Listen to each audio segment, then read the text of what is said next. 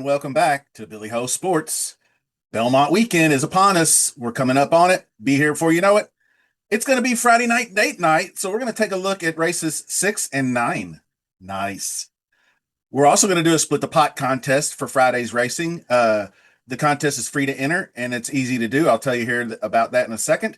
Basically, what it is I'll put all the commenters to my Belmont week videos into a draw, and the winner of the draw will get a $20 bet on me that we split if we win. So, first eligibility requirement is to subscribe to the channel. And now click that like button in the comment section. Use that hashtag BHS to help promote the channel. And that will be very much appreciated. And let's get started here. We're going to jump right into the past performances with race number 6, the Bed O' Roses. Okay, we are going 7 furlongs on the Saratoga dirt for the Bed of Roses, the Grade 2 Sprint. We're going to start with number 1, Irish Maxima, and that is trained by John Service. Frankie Pennington comes up for the ride. I like the fact that it's rail post winning a 20% clip, a horse that likes to go right to the lead. You can see the wire-to-wire jobs for 3 straight races, earning some pretty decent speed figures, but this 109 was a monster effort in the missed claws in the mud, and then good track. I mean, it's got some good chops when it comes to the off tracks. And there is rain floating around that weekend, so I don't know what the track's going to do. Saratoga is a fickle place when it comes to the weather. Storms pop up all the time, so we'll have to just play it by ear. But right now, we're just going to play it straight up, and it's the Grade 3 Distaff was actually a very good race for this horse to win.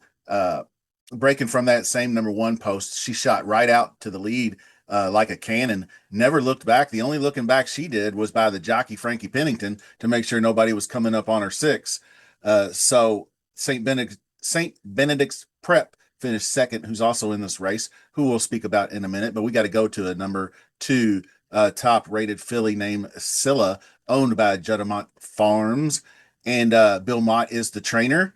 And this one is a Tappet mare, 5-year-old, has had tons of great success, but most of her damage is done like at Churchill Downs. She wins a ton. And Grade 2 company, Fleur de Lis, she did go up to Saratoga for the Ballerina and ran a very close second to Society. She's been banging heads with the Grade 1 company the last part of her 4-year-old campaign, and ran 4th, and not a bad 4th either. She was right at the top of the stretch. You could see second by a head. She was right at the lead at the top of the stretch, but just couldn't hang on. But that was a really, really strong race. And then comes off the shelf, so to speak. And this Derby City Distaff was just a little bit too much. Copion, we saw that horse, and Ways and Means is in this race as well. And it was a sloppy track that day. So Scylla, she has done it on the sloppy track before, but you can see none of her races are really much around off track. So we really don't know what she's got, but she is a Tappet mare. So I don't think the slop would bother her too awfully bad. But she is a terrific Grade 2, Grade 3 mare. So we will see what she's got. She's got the tough. She actually had going back to the BC Distaff, I forgot to mention, she had a tough inside draw. She had to circle around to close for that 4th. So I think she'll be hard to handle in this race with a good trip. And getting Joel Rosario back for the second go around, I think will be beneficial as well. Now we get the Ways and Means. That's Chad Brown, Flavian Pratt. What can you say? Probably the horse to beat. 4-year-old filly by Practical Joke, 25 debut, was 3rd and behind Copion and Hope Road in that Distaff. Nothing but hundreds going up to it. Was 5th in the Breeders' Cup Filly Mare Sprint. The excuse me, the Gallant Bloom was the race that I looked back to. Same distance, same track. Was a muddy surface. Also the Test right here was the win, big win. You can see she runs really, really well in the slop. So if we do get an off track, this horse moves up immensely because she likes to play in the slop. That's for sure. So Clarovich Stables, Chad Brown, that's number 1 with a bullet. Then you have Jody's Pride, runner-up in the 2023 BC Juvie Fillies. The Connections put all their Oaks, all their Kentucky Oaks eggs into the Ashland basket, so to speak, and she flopped on her face. finishing seventh. So she didn't get to go to the Kentucky Oaks because she didn't earn enough points. Then takes a little time off, tries the turf, and doesn't do very well. Maybe they just did it as a training aid, going from turf to dirt. She goes back to her distance at seven and just misses with Mystic Lake and Emory in a sprint. That was a really tough inside info race. And then the Azeri, she didn't have a whole lot to offer in that one. That was Torpedo Anna, free like a girl. I kind of put that race as kind of a blah, but she did bounce back big time in the Ruffian Stakes versus some pretty good horses. My Main Squeeze being one of them, but My Main Squeeze had a horrible trip in that race, clipped heels a couple of times, and just wasn't very good that day. So Jody's Pride, I don't think I'm going to make it on the ticket. Justique is an interesting one. This is sired by Justify, Sherry DeVoe, Jose Ortiz. Lots of good stakes racing experience down here on the turf. Sherry DeVoe takes over training, then moved over to the dirt and cuts back to a sprint and immediately bangs out a win and then another win at six and then moves slightly up to 7 furlongs, which is our distance here. And she didn't do so well. That was Positano Sunset. That was her first crack against Grade One company, and she wasn't up to the task that day. So we're gonna have to see what she does off of the break and some tweaking, so to speak, by the connections. So just Deeks one, I'm going to have my eye on, but the other, actually, her half sister, Miss Justify, is the one that I've got more interest in. She got her career going, obviously winning 3 of her first 5 races. Then she was right on the cusp of winning the Alabama, going 1.25 miles. Remember, that's about as long as fillies go in this division, and they don't do 1.25 miles very often. Most of the time, their longer distances are 9 furlongs. So Power Squeeze won that race, candied, and then she finished fourth, and then dropped in class and dropped in distance and ripped it up with Louis aboard at September at Churchill Downs. Miss Justify wins that one.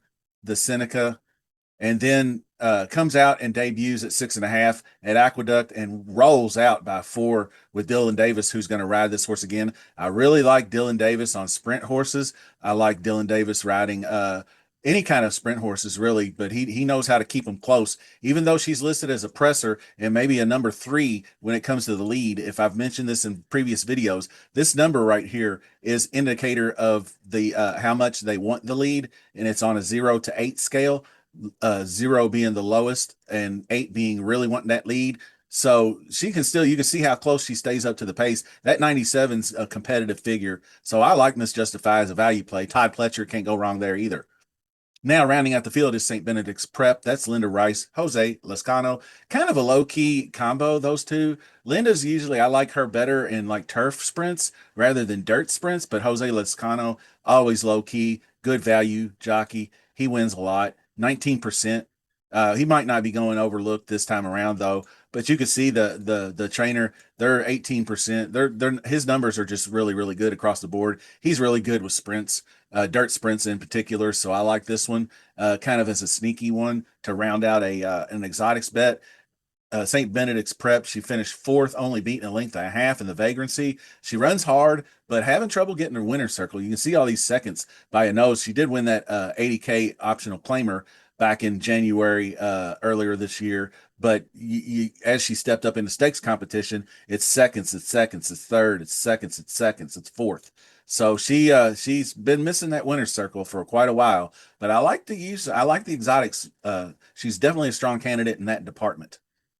So as far as the selections go, I'm going to go with the Chad Brown hookup. 4 wins in the last 6 editions of the Bed of Roses.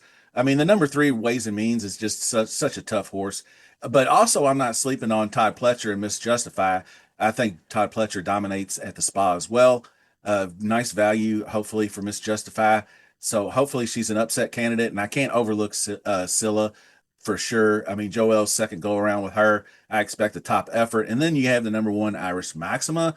It throws a wild card in there coming up from Maryland. She's a speedster, has the best speed figure of 7 furlongs of this group with that 109 she ran, albeit in a minor league stakes race on a muddy track. So if you're playing that 6-9, nice combo, pick 4, then I would spread leg 1 using 1, 2, 3, and 6 for the pick 4 And my first thought on wagering this race is a trifecta key box. So there is a difference between trifecta keys and trifecta key box.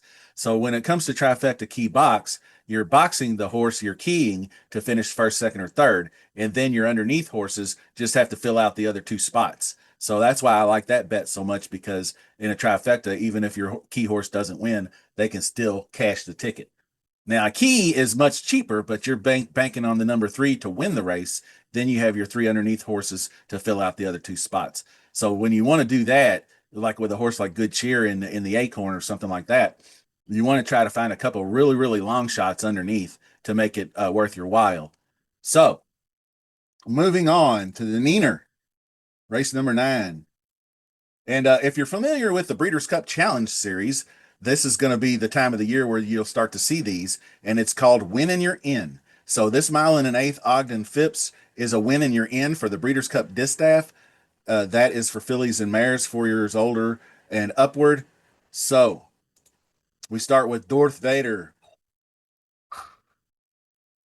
Her connections fancy her as a grade one caliber type horse, but the 5 year old is really an also ran, in my opinion. She did win like a grade two about 100 years ago at Gulfstream Park, but I'm not using her anywhere on a horizontal wager, aka picks fours and fives for sure. She might be an underneath use for verticals like exotics, trifectas, or supers. So that's the only way I get to her. Dazzling Move is Safi Joseph. Jose Ortiz aboard. Most of her career has been at the one turn mile or 7 furlong type races all through here. And she does a pretty good job, but early speed and then making the move. You can see Trombetta. Safi picks him. Safi can prepare a horse or be able to teach a horse how to run at shorter distances, sprint distances. So I do like the move to Safi Joseph's barn. And then you can see they tried the Royal Delta at a mile and a 16th, and did not, or actually came through in flying colors. So then he drops her down to 7, and just kind of training her up toward bigger and better things, and got killed in the Madison, which I consider that a toss race. She goes right back to 9 furlongs in the DuPont, and then nearly wins, only beaten by Candied. So you got to like that. I think she's ready for a big effort here. I just don't know if it's going to be good enough. Leslie's Rose fancy herself on the Oaks Trail. The big winner of the Ashland was the last time we saw her do anything much. She did run second behind Torpedo Anna, but no threat there in the second place Acorn. And then she went to the Oaks at Saratoga Coaches Club, and fourth by distance there to Torpedo Anna and others. And then she took the rest of the year off. First back, the Vagrancy, grade 3. She really ran hard. She got up to third by a neck.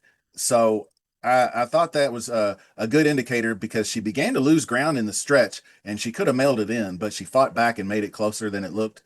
So good effort by Leslie's Road first off the layoff. So maybe she'll move forward here and be kind of an interesting value type play. I mean, but you got Todd Pletcher and Irad Ortiz, so I doubt she goes that much overlooked. But when you have horses like Raging Sea, who we just saw basically dismantle Torpedo Anna in the La Troy Ann, and put her to bed. But Torpedo Anna, that was a really just one of those clunkers that sometimes great horses have, where they just don't have it that day.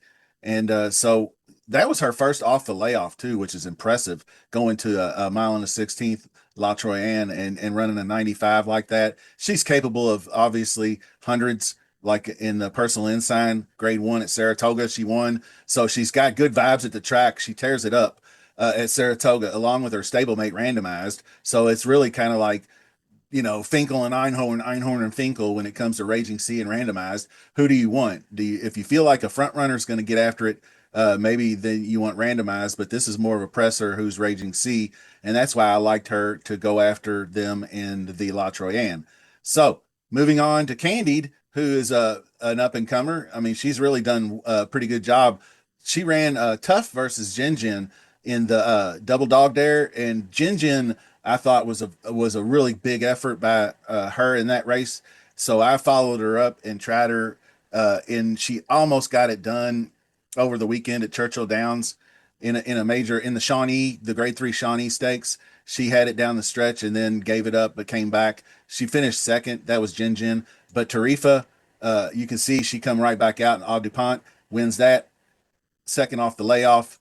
So she's in good shape, making the move up to a place where she's had success at Saratoga. She's second by ahead to Power Squeeze. She just missed that Alabama going a mile and a quarter, so you know the distance is no problem. So she's kind of a sleeper, so to speak, with these other major players, and as is Tarifa. And I'll get to my synopsis here in just a minute. Godolphin Horse, Brad Cox, Luis Saez, another one working sharply. Double Dog Dare finished second to Jin Jin.